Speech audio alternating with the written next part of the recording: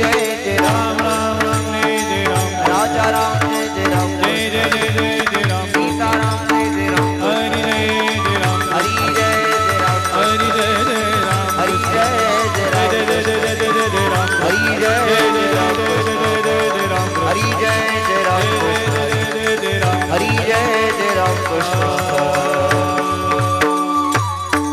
जय जय राम जय राम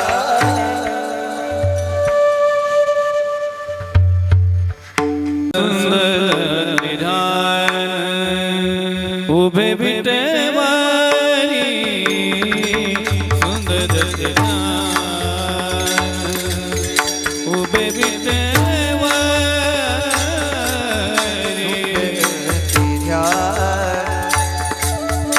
उभे विटेवारी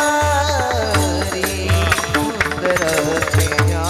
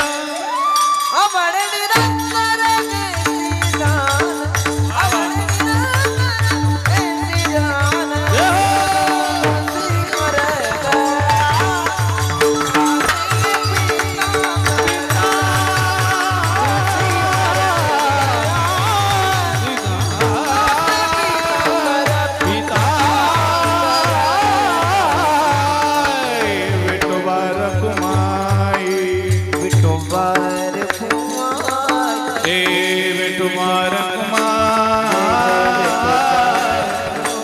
हरी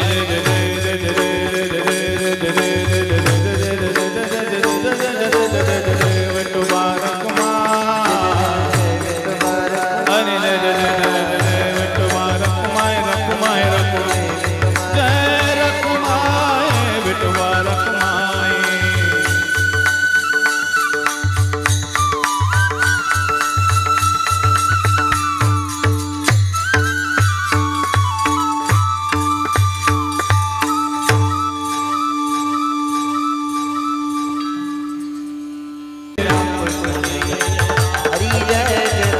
हरी जय जय राम कृष्ण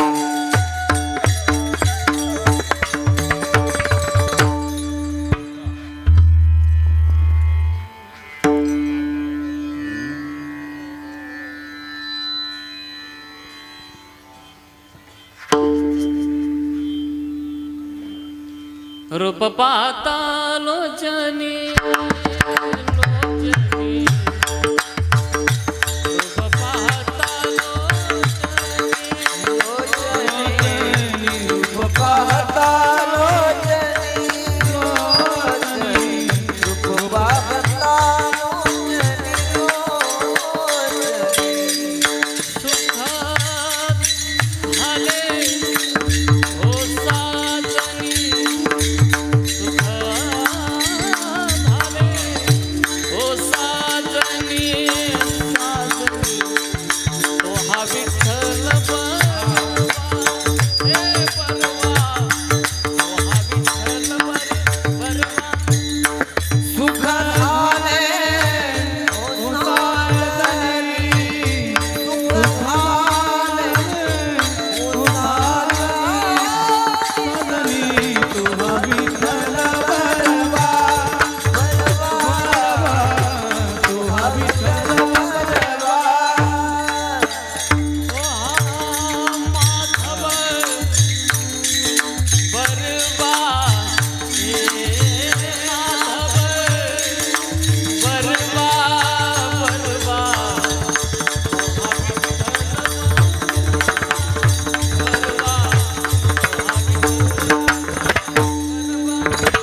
तो हा माधव बरवा तो हा माधव बरवा तो हा विठ्ठल बरवा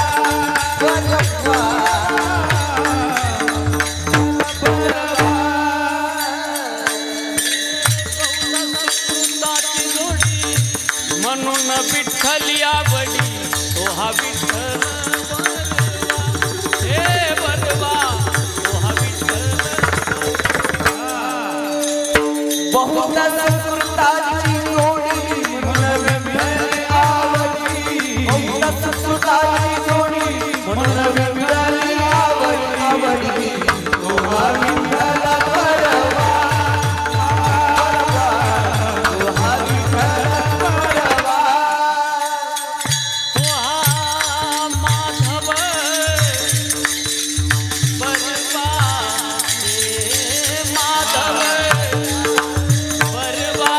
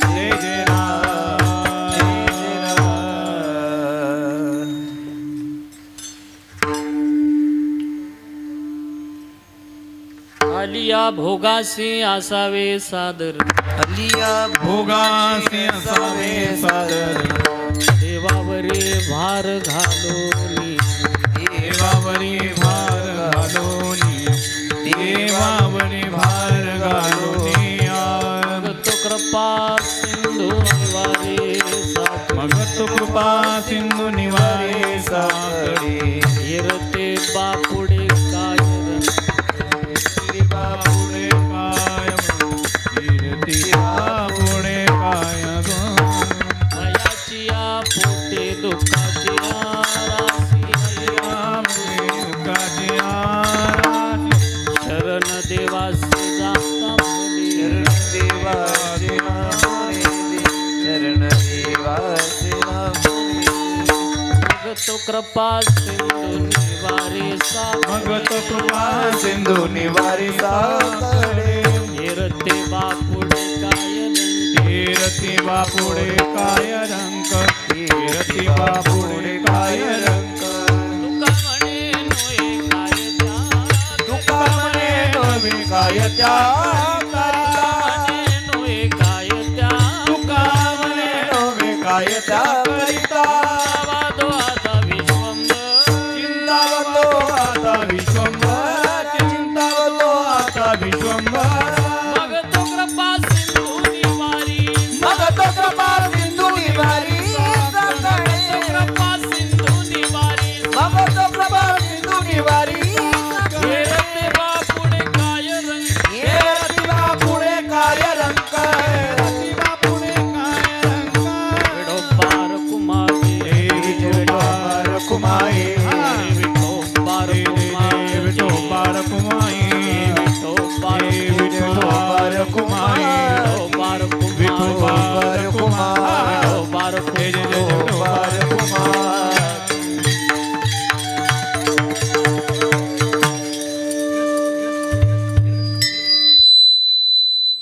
साबी सादर आलिया भोगाची साबी सादर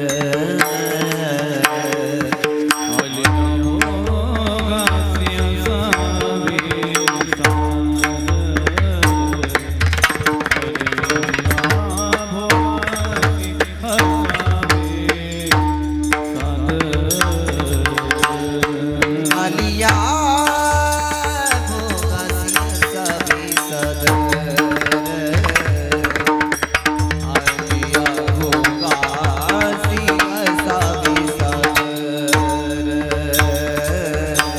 आलिया भोगासी साबी सादर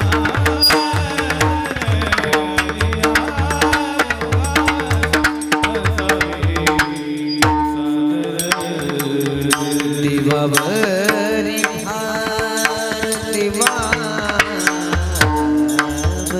भार दिवावरी भार दिवावरी दिवावरी भार दिवावरी भार देवा देवा देवा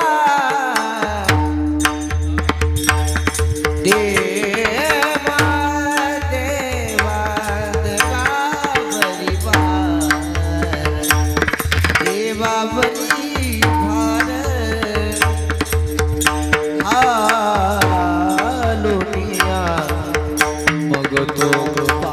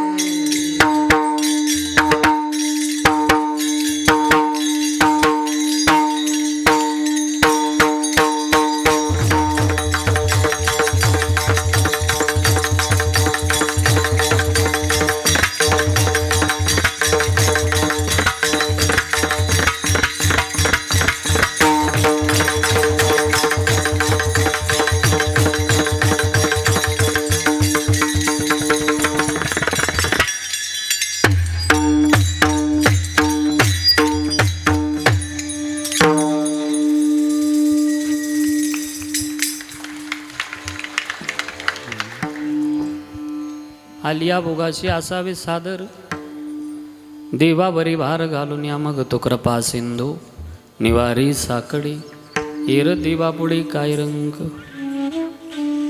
भयाची पोटी दुःखाची रासी शरण देवासी जाता भले मग तो कृपा सिंधू निवारी साकडी येरती बापुडे काय रंग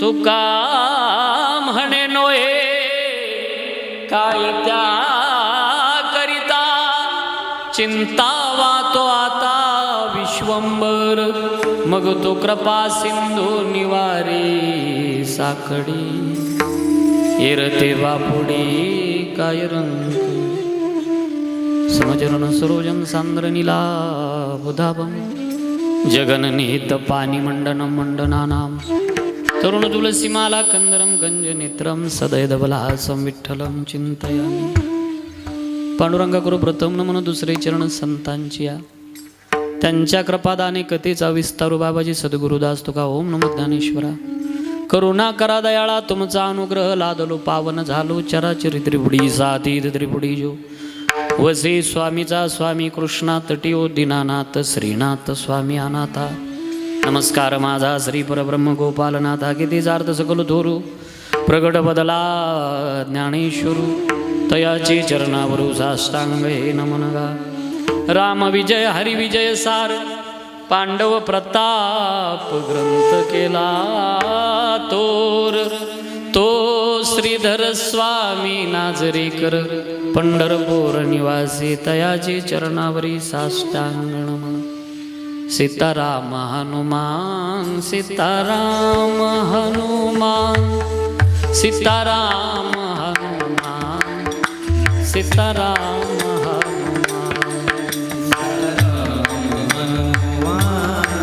सीताराम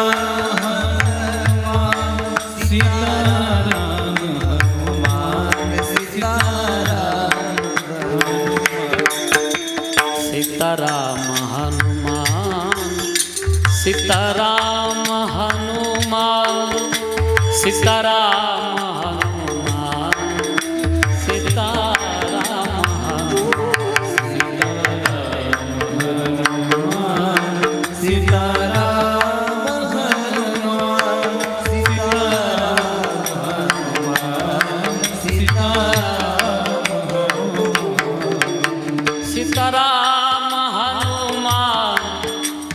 सीताराम हनुमान सीताराम हनुमान सीताराम हनुमान सीताराम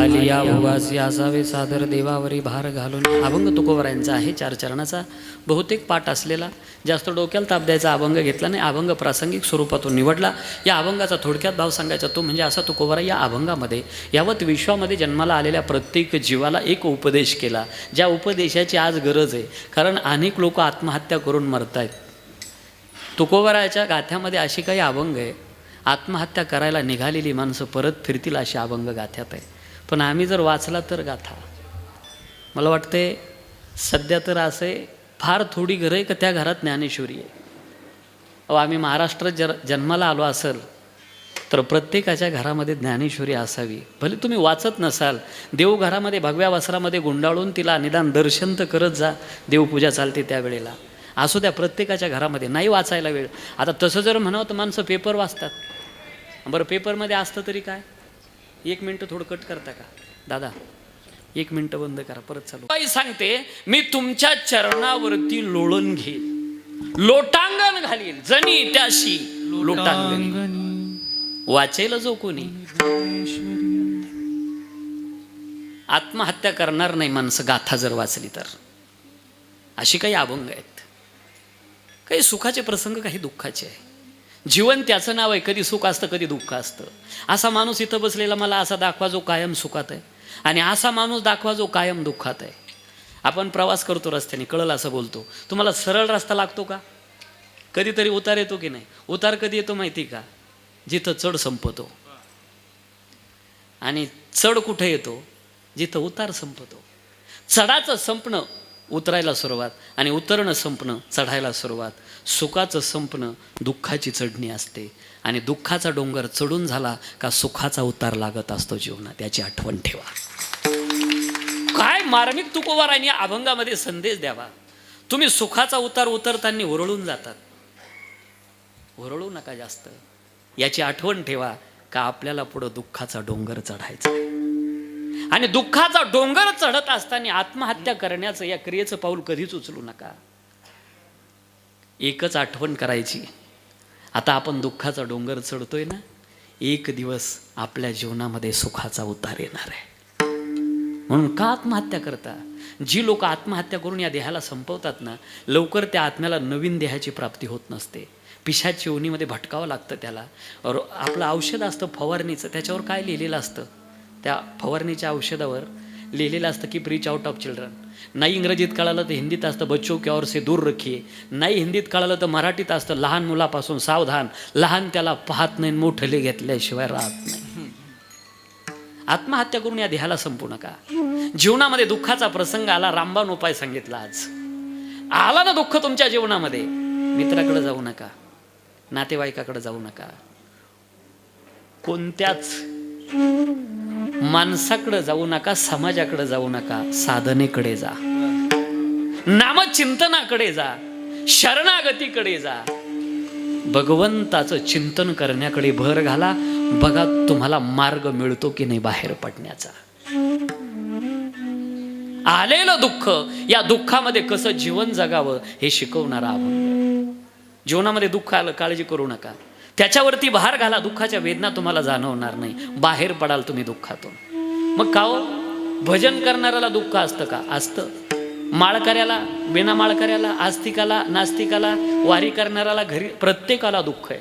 मग दुःख जर आहे तर भजन करून काय उपयोग आहे? दुःख जर आहे तर माळ घालून काय फायदा आहे नेमका? मग दुःख जर असेल तर आम्ही परमार्थ करून आमचा उपयोग काय आहे? दोन्हीतला फरक मला सांगायचा आहे. माळ घालणाऱ्याला दुःख आहे, बिना माळ करायलाही दुःख आहे, आस्तिकालाही दुःख आहे, नास्तिकालाही दुःख आहे, वारी करणाऱ्यालाही दुःख आहे, घरी. पण दोन्ही त्या दुःखातला फरक आहे का? मला वाटतं इकडच्या पेक्षा इकडं पटकन कळाल. दूध तापवायला ठेवलं चुलीवरती, नाही गॅस म्हणावं लागेल ना, भाषा बदलावं लागेल. कालाय तस्माय नमः. गॅसवरती दूध तापवायला ठेवलं, दोघी मावल्या बाहेर आल्या आणि भाजी निवडता निवडता दोघीच्या गप्पा चालल्या, शेजारणीच्या आणि तिच्या. आता 2 मावल्या भेटल्या आणि तिसरीचा विषय झाला नाही. असा दिवस आहे का तुमच्या जीवनात? असा एखादा दिवस उजडू द्या का 2 मावल्या एकमेकीला भेटल्या आणि तिसरीचा विषय झाला नाही. असा एखादा तर दिवस उजडू द्या. आणि मग असल्या गप्पा, आता त्या काय कीर्तनात सांगू का, असल्या गप्पा रंगल्या आणि दोघीलाही बऱ्याच वेळानंतर आठवण आली, आपण दूध तापवायला ठेवलेलं, दोघी पळत जातात आणि गेल्याबरोबर एकीनं डायरेक्ट पातेलं धरलं. बोला ना काय झालं असं? तो पातेल्याचा ताप डायरेक्ट शरीराशी कॉन्टॅक्ट झाला. पण दुसरी माऊली हुशार होती, पळता पळता एक कपडा ओढला, त्याच्या 2-4 घड्या केल्या आणि पातेल्यावरती टाकल्या. आता काय झालं? तो जो ताप आहे ना डायरेक्ट शरीरापर्यंत आला नाही. का आला नाही? त्या घड्यांनी रोखून धरला. बस परमार्थ हेच काम करतो. फक्त नामचिंतनाच्या घड्या करा, इतक्या घड्या करा, इतक्या घड्या करा. केवढं मोठं दुःखाचं पातेलं धरण्याची वेळ आली ना, पातेलं थंड होऊन जाईल, तुमच्यापर्यंत तापच येणार नाही. इतकं नामचिंतन करून ठेवा, हा परमार्थाचा फायदा. दुःखामध्ये दिसेल माणूस, पण दुःखाच्या वेदना झेलणारा जगाचा मालक असतो. तो कोणत्या तरी रूपानं तुमच्या पुढं होतो, मागे राहतो आणि तुमच्या वेदना स्वतः झेलतो. मागे पुढे उभा राहे संभाळी. हा परमार्थ करणाराचा, त्याच्या ज्या वेदना आहे जगाचा मालक स्वतः झेलत असतो. म्हणून आलेल्या दुःखाला घाबरायचं नाही, त्याच्यावर भार घालायचा. तुमच्या वेदना तुम्हाला भोगायचं काम नाही. तुम्ही त्याचं नाव घ्या. नाव घेतल्याबरोबर आता तुझी चिंता त्याशी सर्व आहे. त्याचं प्रतिज्ञा आहे त्याची. अनन्यात चिंतयन्तो माम ये जना परि उपासते तेषां नित्यवियुक्तानां योगक्षेम वहाम्यहम्. तुम्ही ज्या क्षणाला वळाले ना त्याच्याकडं, ते एक वटोनी जे क्षणी अनुसरले गा माझे वहणी, तेव्हाची तयाची चिंतवणी मजची पडे. त्या क्षणापासून तुमची चिंता त्याला राहते. पण आमचा विश्वास नाही त्याच्यावर. आम्ही सगळ्या जगावर भरोसा ठेवतो, पण देव आहे का नाही इथं गडबड आहे आमची. विठाला विठाला विठ्ठल विठ्ठल विठ्ठल विठ्ठल विठ्ठल विठ्ठल. बोलतो पुढं त्याच्यावरती.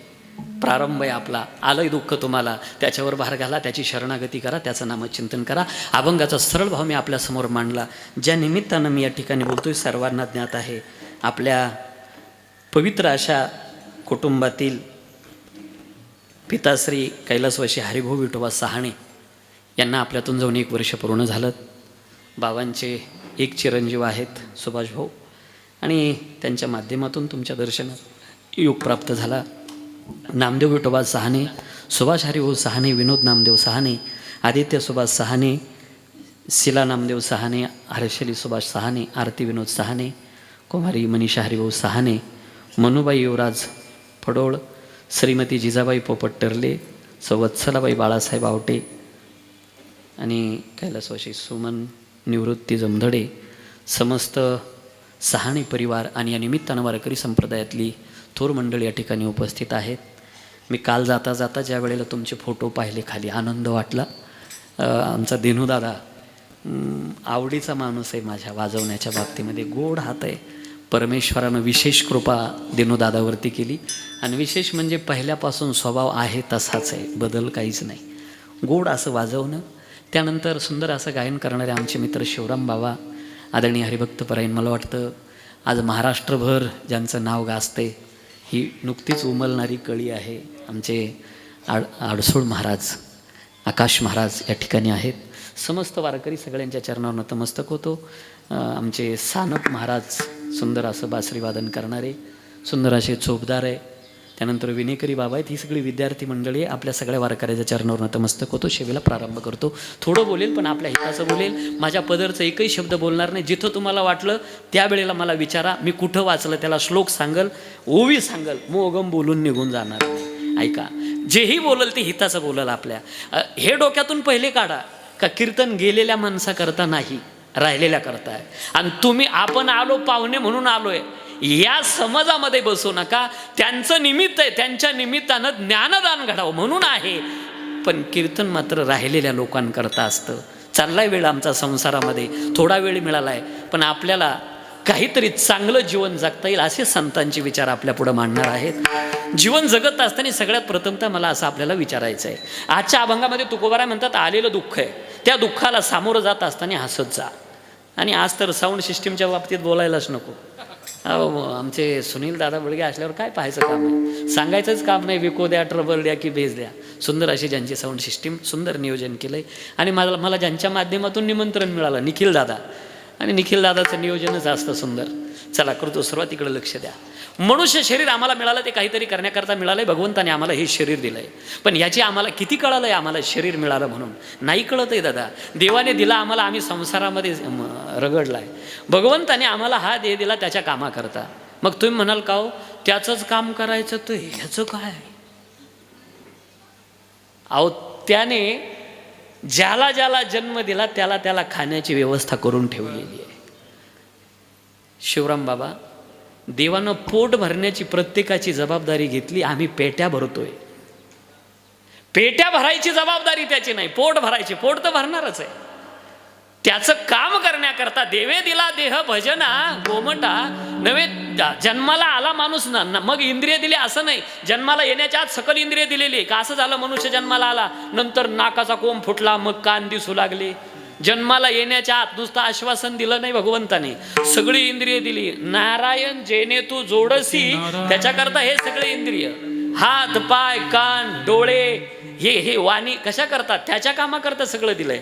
भगवंत ज्ञानोबराय सांगतात की या इंद्रियाचा एक स्वभाव आहे, या इंद्रियाला एक सवय आहे. आमचे जे इंद्रिय ना ते विषयामध्ये मागे धावतात, या इंद्रियाची ही सगळ्यात मोठी खराब सवय. या विषया वाचो निकाई हे अनिक सर्वथा रम्य नाही, हा स्वभाव चिवाई इंद्रियाचा स्वभावची पायी इंद्रियाचा. या इंद्रियाला सवय काय, विषयाच्या मागे धाव घेणं. पण विषयामध्ये सुख नाही, एरवी विषय सुख आहे बोलण्याची सारखी नव्हे तरी विद्युतच पूर्ण का न पाहिजे का माझी. विषयामध्ये सुख नाही, मग या इंद्रियाला काम द्या. संतांनी काम दिलं या इंद्रियाला. चोखोबा महाराज सांगताय, टाळी वाजवावी कोणी उभारावी,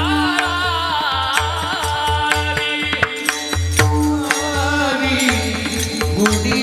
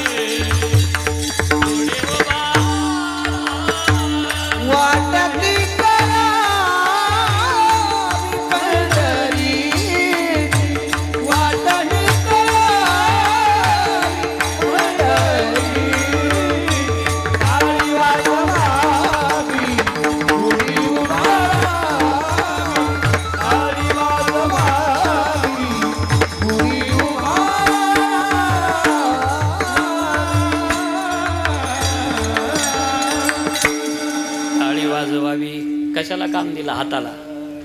पड्डरीची वाट चालावी, पायाला काम. बरं, मग मुखाने विठ्ठल विठ्ठल, वाणीला काम.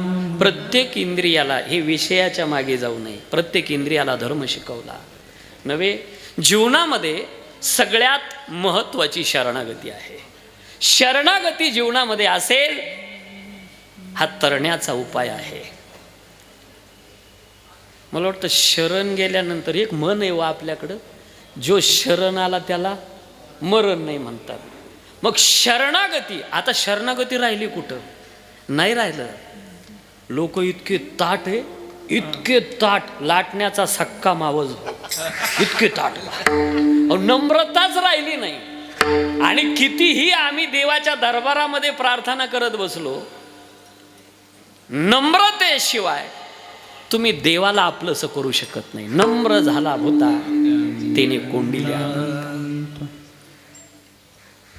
सद्विवेकी माणूस शरणागती करू शकतो. एक चांगला विचार हजारो खराब विचारांचा नाश करू शकतो. त्याचं बीज आम्ही रोवलं पाहिजे, चांगल्या विचाराचं.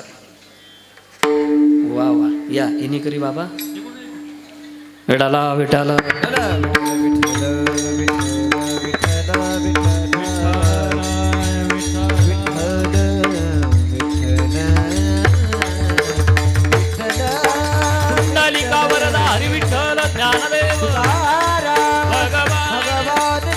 माऊली ज्ञाने संत श्रेष्ठ निवृत्ती. शरणागती करता येते, देवाची करता येते, संतांची करता येते, शास्त्राची करता येते, स्तोत्राची करता येते नव्हे. वृक्षाला देखील जुने लोक शरण जात होते. हे जे वृक्ष दिसतात ना, प्रत्येक झाडाची वेगळी किंमत आहे. वृक्षाला किंमत किती आहे? 10 पुत्र समो कन्या. 10 मुलांच्या किमतीची एक मुलगी आहे आणि 10 कन्या समो तरू. 10 मुलीच्या किमतीचं एक झाड असतं. इतकी झाडाला किंमत आहे. म्हणून नाशिककरांनो, झाडं लावू नका. नाही, जबाबदारीनं बोलतोय मी. फक्त तोडू नका. अहो ते आपोआप येतात, लावायचं कामच नाहीये. तोडू नका. तसं अजून आपल्याकडं बरं आहे, अजून प्रदूषण नाही नाशिकचं आपल्या. एवढी एक चांगली गोष्ट आहे हिताची. जाऊ द्या, वृक्षाबद्दल बोलतोय. शरणागत जुनी लोक औषध आणायला जर गेले तर झाडाला पहिले नमस्कार करायचे, वृक्षाला. त्यालाही संवेदना असतात वृक्षाला. नमस्कार करायचे आणि काय सांगायचे, अमुक दिवशी मी तुझा पाला घेण्याकरता येणार आहे आणि या औषधाकरता तुझ्या मदतीची मला गरज आहे. आणि मग वृक्षाचा पाला घेत होते, शरण जात होते. आणि शरण गेल्यानंतर त्यालाही संवेदना असतात. याच्याकरता रामायणामध्ये मोठा पुरावा आलेला आहे. लक्ष्मणाला शक्ती लागलेली आहे इंद्रजिताकडून. धारातीर्थी पडले, रक्ताच्या थारोळ्यामध्ये लखनजी आहे. संध्याकाळच्या वेळेला स्थगिती मिळाली युद्धाला. रामायणातलं युद्ध किती दिवसाचं होतं माहिती आहे आपल्याला? 87 दिवस हे युद्ध चाललेलं आहे. 87 दिवसामध्ये फक्त 14 दिवस रावण लढायला युद्धात आहे. 87 दिवसामध्ये 1 दिवस रात्रीचं युद्ध झालेलं आहे रामायणाचं. बाकी दिवसा संध्याकाळी स्थगिती मिळाली. लखनजीला उचललं आणि आणल्यानंतर आता संध्याकाळच्या वेळेला दोनही पक्षामध्ये वैद्यकीय पथक होतं का ज्याला कुणाला काही इजा झालेली आहे त्यांना ते मलमपट्टी करण्याकरता आता सगळी त्यावेळेला आयुर्वेदिक औषधं त्याचा वापर व्हायचा. आता दोन्हीकडचे जे प्रमुख आहे, मुख्य डॉक्टर आहे, इकडचा जो डॉक्टर आहे रामाकडचा त्याचंही नाव सुसेन आहे आणि रावणाकडचा जो प्रमुख आहे वैद्यकीय त्याचंही नाव सुसेन आहे. म्हणून एकानं पाठीमागं याला टाकलं होतं बघा की रामायण हे खोटं आहे, इकडंही सुसेन आणि तिकडंही सुसेन, दोनही पक्षामध्ये एकच डॉक्टर कसा असू शकतो. मला आपल्याला असं विचारायचं, आपल्या नाशिकची लोकसंख्या किती असेल अंदाज? 25 लाखापेक्षा जास्त असेल. बरं जाऊ द्यावं, ते लई लांबचा विषय झाला. आपल्या विविध गावामध्ये किती लोक, मला उभं नाही राहायचं, अंदाजे सांगा. अंदाज 25, एक 9-10 हजार तर झाली असेल का नाही? आता मोठं झालंय आता. मग विहित गावामध्ये 10,000 लोकसंख्या, तर 10,000मध्ये एका नावाचे किती सापडतील? निदान 2 तर सापडतील का नाही? मग 10,000 जर 2 सापडता तर लंका आणि अयोध्येत दोन्ही सैन्य मिळून एका नावाचे 2 नसतील का? बघा, इकडेही सुसेन आहे तिकडेही सुसेन आहे. पण या सुसेनला रामाकडचा लक्ष्मणजी हातात येत नाही आपल्या, हे लक्षात आलं आणि प्रभू रामचंद्राला सांगितलं लक्ष्मणाचा श्वास मंद होत चाललेला आहे आणि लक्ष्मण माझ्या हातात येत नाही. लक्षात आलं. बिभीषण त्यावेळेला विनंती करतो, प्रभू एक बोलू आपली आज्ञा असेल तर. माझं असं मत आहे, रावणाकडचा जो डॉक्टर आहे तो विख्यात आहे आणि तो मात्र लक्ष्मणाला वाचू शकतो, पण विरोधी पक्षात आहे. त्यावेळेलाच आणायचा कसा? कारण रात्रीची वेळ आहे, सकाळपर्यंत लक्ष्मण हातात येणार नाही हे सुसेनने सांगितलं. सगळ्यांची नजर गेली कोणाकडं? हनुमंताकडं. कारण डॉक्टर आणायचं काम फक्त एवढा एकच माणूस करू शकतो. आणि बऱ्याच लोकांना माहिती असतं बरं का, हे काम करण्याच्या लायकीचा माणूस हा आहे, पण काही माणसं उगाचच दांडारपणा करतात. कळलं असेल तर पहा, नाही तर द्या सोडून. हा या पात्रतेचा माणूस आहे. आणि मग सगळ्यांच्या नजरा हनुमंताकडे जातात. हनुमंताने प्रभूकडं पाहिलं. त्यावेळेला प्रभू म्हणतात, हनुमंता आणू शकतो डॉक्टरला? हनुमंतरायानं लंका पाहिलेली होती, कारण धिंड काढली होती हनुमंतरायाची लंकेत. लंकेचं बारकाव्यानं निरीक्षण केलं होतं. बुद्धिमत्तां वरिष्ठम, कधी काही काम पडू शकतं. नेमका शस्त्रसाठा कुठे आहे, कुठं डॉक्टरांचं पथक कुठं, हे सगळं ज्ञात होतं हनुमंतरायाला. मग हनुमंतराय काय बोलले, बिभीषणा मला फक्त लोकेशन टाक, करंट लोकेशन, का डॉक्टर कुठं असतो नेमका.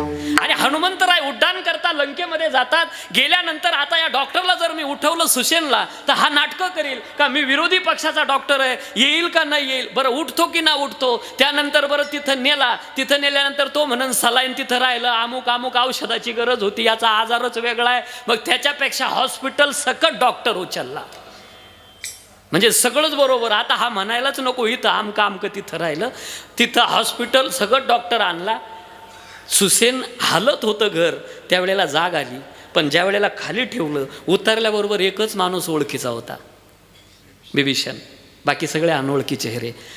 आता हात जोडले ना हनुमंतराय बिभीषण विनंती करतात, हे बघ, डॉक्टरने जात पाहायची नसते, डॉक्टरनं कोणत्या कुळात जन्माला आला हे पाहायचं नसतं, कोणत्या पक्षाचा आहे हे पाहायचं नसतं, रोग्याला बरं करणं हा डॉक्टरचा धर्म असावा हे हनुमंतरायानं शिकवलं.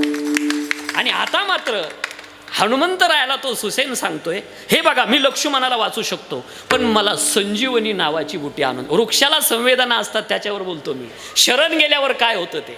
आणि आता हनुमंतरायाला सांगितलं संजीवनी लंकेत होती पण युद्धामध्ये संपलेली आहे, एकच करा, आता संजीवनी मिळेल, पण कुठं आहे? हिमालयात आहे. हनुमंतराय उड्डाण करता हिमालयात जातात. वनस्पती कशी असते? रात्री चमकते.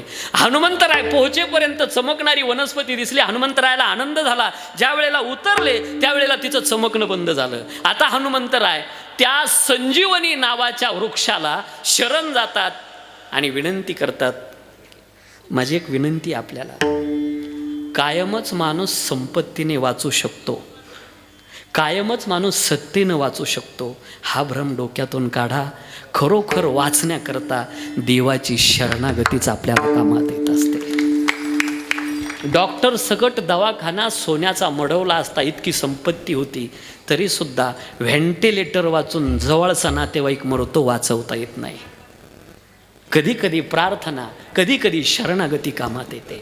हनुमंतराय वृक्षाला शरण विनंती करताय की हे बघा, प्रभू रामचंद्र धर्म कार्य करण्याकरता ध्वज घेऊन निघालेले आहे आणि त्यांचे भाऊ आहे लक्ष्मण, त्यांना शक्ती लागलेली आहे इंद्रजिताकडून आणि ती शक्ती त्यांना उठवण्याकरता तुमची आवश्यकता आहे, तर मी तुम्हाला शरण होतो. आता मात्र न चमकणारी संजीवनी हनुमंतरायाच्या शरणागतीनंतर, प्रार्थनेनंतर चमकायला लागते. वृक्षाला देखील संवेदना असतात, चमकते. पण आता हनुमंतरायाला वाटलं एक झाड नेलं आणि तो जर म्हणला अजून कमी पडली, अंतर काय थोडा नाही, वेळ सकाळपर्यंतच आहे, मग बुद्धिमताम वरिष्ठम मेडिकलच उचललं आणि आणलं इकडं आणि लक्ष्मणाला वाचविला, असं प्रमाण आहे.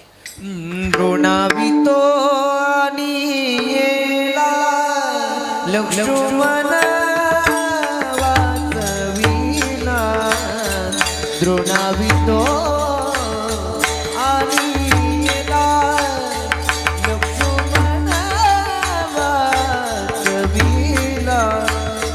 नावाचे हनुमंत, नावाचे हनुमंत,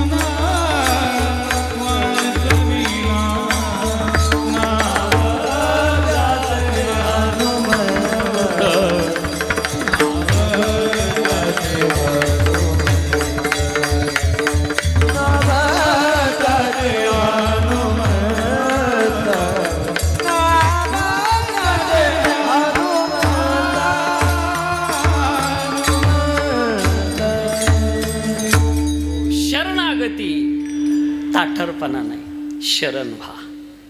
जी लोक शरण आली आतापर्यंत, संतांना आली, त्यांना देवाची भेट आहे. मला वाटतं देवाला सुद्धा साधूचा आश्रय करावा लागतो. या 87 दिवसाच्या युद्धामध्ये रावणावर विजय मिळत नव्हता. 87वा दिवस उजडला, त्या दिवशी विजय मिळण्याचं कारण माहिती आहे आपल्याला. ज्या वेळेला विश्वामित्र जे प्रभू रामचंद्र आणि लक्ष्मणाला यज्ञाचं रक्षण करण्याकरता घेऊन जातात, त्यावेळेला एक उजडलेला आश्रम होता. विचारलं होतं हा कुणाचा आहे? हा अगस्त्यजींचा आश्रम आहे. कळालं. मला वाटतं इथं एक आहे आपल्या अकोल्याला आणि दुसरा आहे इकडं मनमाडजवळ. तर अगस्त्यजींचा उजडलेला आश्रम पाहिला विश्वामित्र, बरोबर आहे. त्यावेळेला विश्वामित्रानं सांगितलं होतं, हे बघ रामा, एखाद्या वेळेला दक्षिणेकडे गेलेले आहेत अगस्त्यजी, जर गेला तर अगस्त्यजींना जरूर भेट. प्रभू रामचंद्राच्या लक्षात तो विषय होता आणि खरोखर भेटही झाली. भेट झाल्यानंतर आता मात्र 87 दिवसाचं युद्ध मेन कामाचं घेतो आपल्या. त्या युद्धामध्ये विजयच मिळत नाही, हातबल झाले, असा श्लोक आहे वाल्मिकी रामायणात. प्रभू रामचंद्र हातबल झाले आणि शेवटी त्या दिवशी सकाळी अगस्त्यजी स्वतः प्रभू रामचंद्राच्या बरोबर बसतात. सकाळी सकाळी आदित्य हृदयाचा पाठ करतात. हा विजय मिळवून देणार आहे आदित्य हृदय स्तोत्र. मला वाटतं कदाचित गुगलला सर्च केल्यावर येत असावा असा माझा अंदाज आहे, पण हे वाल्मिकी रामायणातलं आहे. विजय मिळवून देण्याकरता आणि त्याच दिवशी प्रभू रामचंद्राला विजय प्राप्त झाला होता, साधू बरोबर होता. हनुमंतरायाला शरण गेला आणि त्याला देव भेटले नाही असा माणूस दाखवा. बाली आणि सुग्रीव सख्खे भाऊ आहे. सुग्रीव वेगवान आहे, बाली ताकदवान आहे. बाली इतकी ताकद सुग्रीवात नाही, सुग्रीवा इतका वेग बालीकडे नाही. बाली पळाला आणि ऋषमुख नावाच्या पर्वतावर जाऊन थांबला. सगळ्यांना ज्ञात आहे. गादीवर बसला होता सुग्रीव, बाली गुफेमध्ये होता. मारला की काय अशी शंका होती आणि म्हणून गादीवर बसला होता. या काळामध्ये सुग्रीवानं फक्त एकच काम केलं, मदिरा प्राशन करणं, नाचकाम करणाऱ्या स्त्रियांना आणून ठेवणं. हनुमंतरायाची भेट झाली ना असा फटकारला सुग्रीव. ज्या वेळेला सुग्रीव बाहेर पडला बालीपासून, अरे सरकार बालीचं आहे बरं का, जरा इकडं लक्ष द्या, कळण्याकरता सरकार म्हणतोय मी, बालीचं आहे. आणि बालीच्या सरकारमध्ये मंत्री सुग्रीव आहे. सुग्रीवाकडे एक पद आहे, मंत्रीपद. कोणतं पद आहे? ईश कपिश, म्हणजे सगळ्या वानरांचा जो प्रमुख आहे ईश, त्याला कपिश म्हणायचे. हे मंत्रीपद सुग्रीवाचं आहे. पण सुग्रीवानं ओळखलं का आपल्यापेक्षा हनुमंतराय लायकवान आहे. आणि तसं जर पाहिलं ना, नुसती फूक मारली असती तर सुग्रीव उडावला असता हनुमंतरायाने.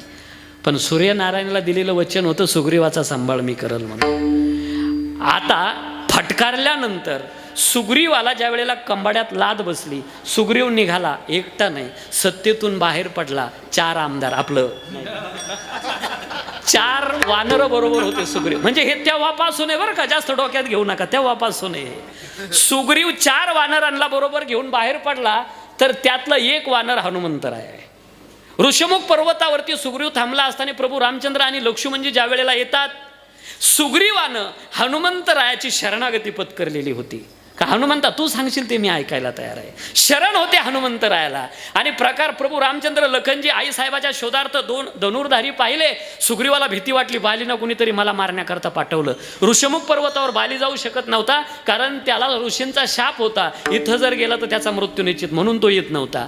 आता प्रभू रामचंद्र आणि लखनजी पाहिले, हनुमंता अरे जा लवकर बघ कोण आहे, मला मारण्याकरता पाठवले की काय. हनुमंतराय उड्डाण करतात. आज शनिवार आहे का? वा वा, विषय दिवस आहे, चांगला आहे. खाली उतरल्यानंतर डाव्या पायाचा गुडघा टेकवला, हात जोडले, प्रभूला विचारताय आपला परिचय द्या. राजा दशरथाची आम्ही मुलं आहोत. आई सीता मातेच्या शोधार्थ जानकी मातेच्या आम्ही निघालेलो आहे. हनुमंताला परिचय, एकमेकाची ओळख झाली. हनुमंतराय खाली बसले. माझी एक विनंती प्रभू आपल्याला, मी तुम्हाला शरण आहे.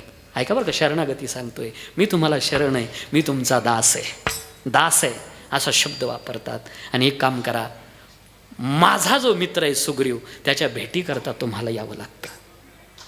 अरे इतक्या उंचावर कसं येणार आहे, काळजी कशाला करता. हनुमंतराय खाली बसले, बसा खांद्यावरती. लक्ष्मणजी म्हणले नाही, आम्हाला कडेवर घे, इतक्या उंचावर जायचंय. हनुमंतराय म्हणले नाही, खांद्यावर बसा. दोघाचं भांडण, कोणाचं? लक्ष्मणाचं आणि हनुमंताचं. दोघं वैराग्यवान आहे, दोघंही शरण आहे प्रभू रामचंद्राला, दोघंही प्रभूचे सेवक आहे, दोघंही प्रभू रामचंद्राचे दास आहे. पण दोघांमध्ये हनुमंतराय थोडे पुढे अजून. कसे पुढं? 14 वर्षानंतर लक्ष्मणाची वाट पाहणारं कुणीतरी आहे, हनुमंताची वाट पाहणारं कुणीच नाही आहे. हनुमंतराय म्हणतात नाही, खांद्यावर बसा. लखनजी म्हणतात कडेवर घे. दोघाच्या भांडणात आता प्रभूला भाग घ्यावा लागतो. हनुमंता अरे कडेवर घेतलं काय, खांद्यावर घेतलं काय? हनुमंतराय म्हणतात नाही, बुद्धिमत्तां वरिष्ठम प्रभू, तसं नाही ते. मी सांगतो आपल्याला, कडेवर जर घेतलं तर जबाबदारी घेणाराची असते, आणि खांद्यावर जर बसाल तर जबाबदारी बसणाराची असते. म्हणजे कडेवर जर घेतलं एखाद्याला आणि कडेवरून जर एखादं पडलं तर लोक तुम्हाला बोलतात नीट घेतलं नव्हतं का. आणि खांद्यावरून जर एखादा पडला तर लोक बसणाऱ्याला बोलतात नीट बसला नव्हता का. प्रभू तुमची जबाबदारी मला घ्यायची नाही, माझी जबाबदारी तुम्ही सांभाळा. मी तुमचा दास आहे, मी तुमचा शरणागत आहे. प्रभू आणि लखनजी ज्या वेळेला जातात सुग्रीवाच्या जवळ, सुग्रीवाची इतकी घट्ट मैत्री, नवे यज्ञ केला आणि हातात हात घेऊन फेऱ्या घेऊन दोघाची मैत्री घडवून दिली. प्रभूच्या आणि सुग्रीवाची इतकी घट्ट भेट घडवून दिली ना, मग हा प्रसंग फार आवडीचा आहे माझ्या. अशी भेट घडली देवाची आणि सुग्रीवाची. काय कारण आहे याचं? याच्या पाठीमागं थोडं याला एकच कारण आहे. सुग्रीव हनुमंतरायाचे शरणागत होते. तुम उपकार सुग्रीव एके.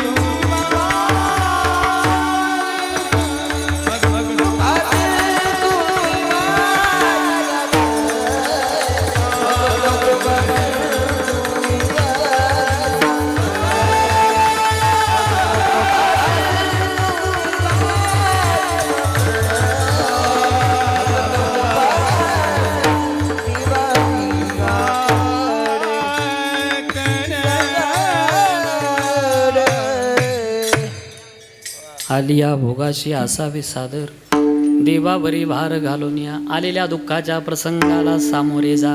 कारण आपलं पाप नष्ट होतं दुःख आल्यानंतर. नाराज व्हायचं काय काम आहे?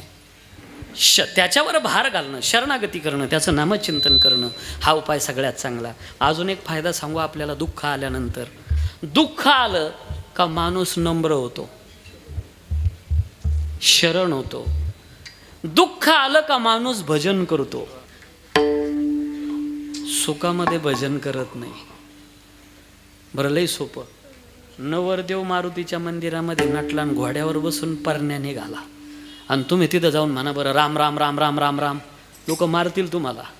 अरे तुला काय अंत्ययात्रा वाटली का? म्हणजे सुखामध्ये देवाचा विसर आहे, पण ज्या वेळेला अंत्ययात्रा चालते त्यावेळेला काय म्हणतात? रामनाम. म्हणजे दुःखामध्ये देवाची आठवण आहे, सुखामध्ये विसर पडतो.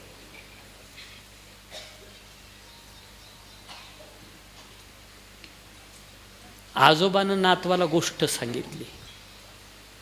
ओढ्यामध्ये हाडळ असतं म्हणे आपल्या, आणि नातू नोकराचे डबे घेऊन चालला. त्याला आठवण झाली ओढ्यात काय असतं? हाडळ. तेवढ्या जागी तितकं दाट भजन केलं. लई गोड भजन.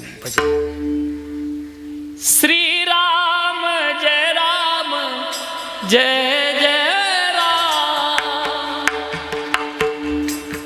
हो श्रीराम जय राम जय जय राम. रघुपती राघव राजा राम. उमाशंकर सीताराम. श्रीराम जय राम जय जय राम.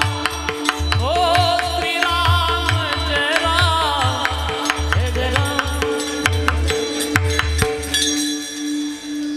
ओढ्याच्या बाहेर निघला आणि त्याच्या लक्षात आलं ओढ्याचा भीतीचा काळ संपलेला आहे. नोकराचा आवाज कानावर, लाईट चमकले, लक्षात आलं आपली अडचण संपली. लगेच दुसरं भजन तुमच्या सगळ्यांच्या पाठ आहे. मेरे अंगनो में. जाऊ द्या, आपलं नाही ते, कशाला गायचं. मला आपल्याला असं विचारायचंय, त्याने जे भजन केलं ते सुखात केलं का दुःखात केलं? दुःखात केलं. मग दुःखामध्ये जर देवा तुझं भजन घडत असेल तर आम्ही आनंदानं दुःख भोगायला तयार आहे. आलिया भोगाशी असावे सादर. अजून एक एक चौथं कारण, गूढ कारण सांगतो. महाभारतामध्ये एक प्रसंग येतो. भगवान पांडवांना राज्य मिळाल्यानंतर सोडून चालले होते. एक पाय रथात आहे आणि एक खाली आहे. तर पाठीमागून एक आवाज आला होता, श्री बाके बिहारी रे दूर करो दुख में श्री राम रानी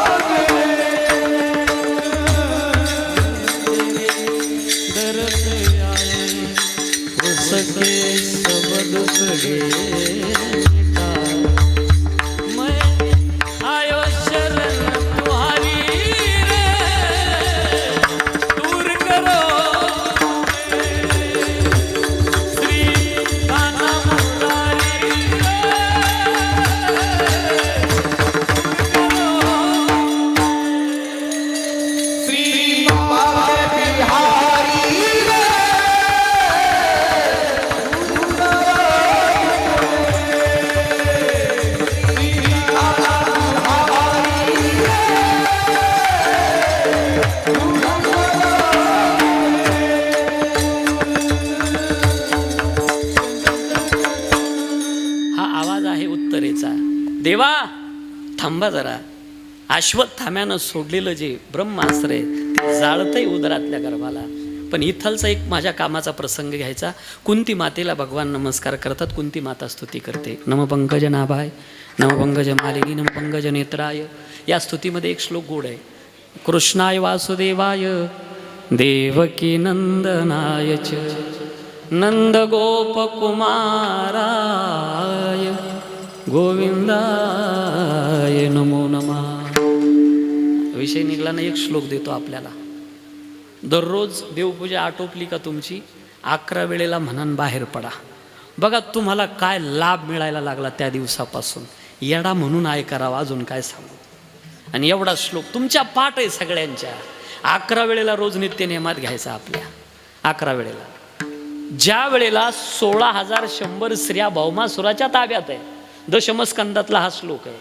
आणि ज्या त्यांची सुटका झाल्यानंतर भगवंताची केलेली स्तुती, इथलचा हा श्लोक आहे, कृष्णाय वासुदेवाय हरये परमात्मने प्रणतक्लेशनाशाय गोविंदाय नमो नमः गोविंदाय.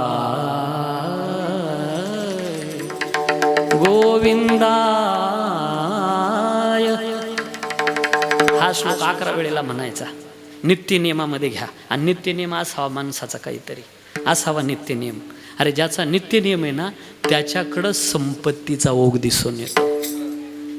असे जे कुणी आहे भगवंताचं नाम नित्यनियमानं घेतात, लक्ष्मीचा निवास सुद्धा त्यांच्याच घरी दिसतो. लक्ष्मी वल्लभ तयाजवळी नित्य नेम नामी तो प्राणी दुर्लभ. चला, कुंती माते स्तुती केली. कुंती माता विचारताय भगवान आत्या येऊ का मी. त्यावेळेला कुंती माता, भगवान म्हणतात आत्या माग ना काहीतरी माझ्याकडं, माग. देवानं म्हणावं आत्या माग. त्यावेळेला कुंती माता सांगते देवा खरंच देशील ना. अरे आत्या माग तर खरं, देवा नक्की देशील ना, तू मागतं. कुंती माता सांगते देवा द्यायचंच असेल ना, जोपर्यंत या देहामध्ये माझा श्वास आहे तोपर्यंत दुःख माझी साथ सोडता कामा नये. भगवान म्हणले काय आता बावळट झाली का. सगळं जग सुखाच्या नादी लागलंय, सगळं जग माझ्याकडं सुखाची मागणी करतंय आणि तू काय मागायली दुःख. त्यावेळेला कुंती माता सांगते देवा खरं सांगू का, दुःख असलं का तू जवळ असतो. माझी लेकरं वनवासात होती रे, निम्म्या संपत्तीची हिस्सेकरी होती माझी लेकरं, नाही मिळाली त्यांना. काय मिळालं त्याच्या बदल्यात 12 वर्षाचा वनवास, 1 वर्षाचा अज्ञातवास. पण देवा वनवास होता तू बरोबर होता, अज्ञातवासातही तू बरोबर होता. बघ ना आज राज्य मिळालं सोडून चालला. देवा आगी लागो तया सुका. ज्याच्यामध्ये तू नसेल ना, देवा सुख आल्यानंतर तुझं राज्य मिळाल्यानंतर निघून जात असेल ना, नको ते सुख मला देवा, फक्त तू जवळ थांब, मी दुःख भोगायला तयार आहे आनंदाने. अरे दुःखामध्ये जर देव जवळ राहत असेल तर नाराज व्हायचं काय काम आहे. आलिया भोगाशी असावे सादर देवावरी भार घालून या विठोबा रखो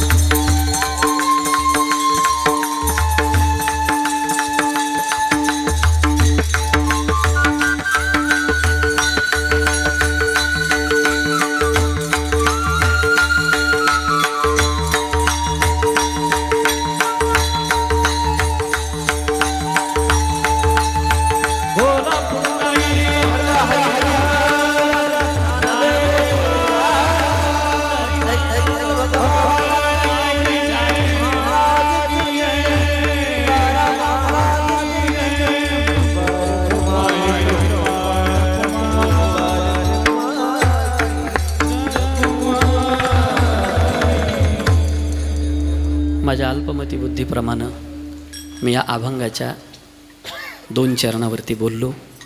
मला माझ्याकडे एक जबाबदारी दिलेली आहे बाप या विषयावरती बोलण्याची. एक 15 मिनटं बाप काय असतो, तुम्ही यूट्यूबला जर सर्च केला अनिल महाराज तोपे नाव टाका, प्रत्येक नात्याची कीर्तनं तुम्हाला ऐकायला मिळतील. आईचं आणि मुलाचं नातं, आईचं मुलीचं नातं, बापाचं मुलाचं, बापाचं आणि मुलीचं नातं, भावाभावाचं, सगळ्या नात्याची कीर्तनं आहेत. एक 10-15 मिनटं घरात लावून देत चला, कळू द्या आपल्या लेकरांना. 100